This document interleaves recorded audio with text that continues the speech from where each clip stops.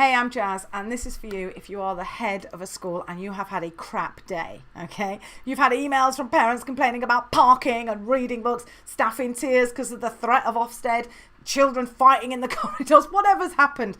You feel like this, and you're completely within your rights to. I mean, on any given day, we could all attribute a couple of minutes where we feel like this. Some days, that's our face for the whole day. It's not the truth. It's not that it feels like it is, but it's not the truth, because being a head sucks. Being a leader sucks. It's service. Leadership is service. And that's on the good days. On the bad days, it feels like you've got a target painted on your front and on your back for any random passing stranger to take a punt and throw something at you. And I get that, you know, there are times when you just want to put your head on the desk and cry. And in those leadership meetings where you meet other heads and they go, oh, how are you doing? You go, yeah, fine. How are you? And they go, yeah, fine. Because if you said anything else, you'd just burst into tears. It's hard. It's hard. And it shouldn't be like that. Because you came into teaching to make a difference. I mean, the difference you make can't be measured on a spreadsheet. It's what you create. That's the difference you make as a leader. It's what you provide for the team, for the children, for the community.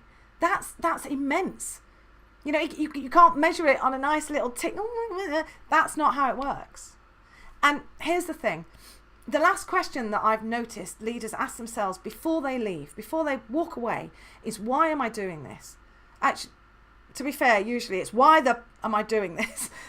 And if you don't have a really good answer to that question, if you haven't future-proofed yourself, if you don't have tangible, verbalized, written out, resourceful answers to that question, then we lose you. And it's not right. So here's my plan. For you to build yourself a lighthouse. I mean, this is a metaphor. Don't use pupil premium to build a lighthouse. That would be a really bad idea. But metaphorically, a lighthouse. So when I talk about lighthouses, I think about values and purpose, your why, as Simon Sinek would call it. The truth about why you do what you do. So lighthouses are great fun when the weather's nice. You can go and have a picnic. It's like having those believe, dream, achieve words laminated all over school. Beautiful. When things are going well, you can go and show people, look at my values. And they go, yeah, I love your values. You go, yeah, thanks. That's what you do with a lighthouse. Except for when the sea is black and the sky is pitch dark and the ocean is raging and there's a storm and the thunder clouds are clapping down and the rain is pouring and you're out on that sea on a tiny wooden boat with one oar that doesn't work very well. Your lighthouse is the only reason that saves you. That's what saves you. It's what brings you back home. It's what stops you from crashing into the rocks. So your lighthouse is critically important, which is why I want you to build one metaphorically. Because the truth about you, the truth about what you do is this. That is the truth about you. Once more, for those who weren't quick enough. In focus. And actually, this is why I'm not dead. This is why I even get to make this video.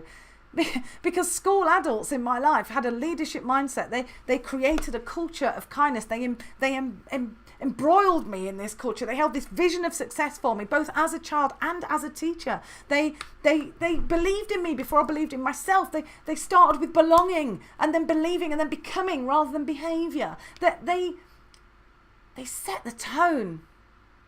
And here's the thing about people who set the tone, civic innovators. You can't fill from your cup. It's too expensive. It costs you. You have to fill from your saucer. Civic innovators look after themselves so they can serve others. So I just want to say thank you. Thank you for what you do every day. Thank you that you stayed the course today, even though it's been a nightmare.